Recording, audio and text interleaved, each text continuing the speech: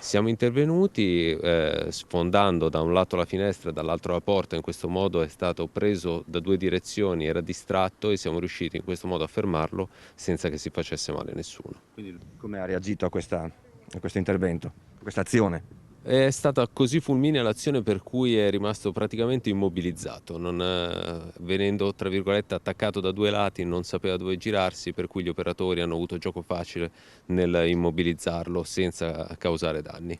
Ha fornito qualche spiegazione? No, assolutamente. Farneticava su un mandato di cattura, quindi nulla di sensato.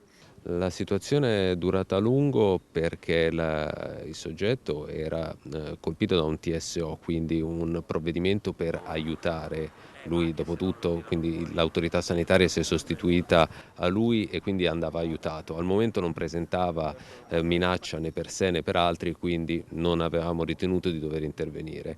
Ultimamente invece negli ultimi minuti era diventato sempre più aggressivo, quindi c'era il rischio o che si procurasse delle lesioni o che prendesse l'iniziativa e si scagliasse contro gli operatori, e quindi abbiamo deciso di intervenire per garantire la sua e la nostra sicurezza. Sta bene, adesso come dire, i medici lo stanno visitando, però non ha ferite, non ha nulla e adesso procederanno con il normale TSO, quindi con il ricovero in psichiatria.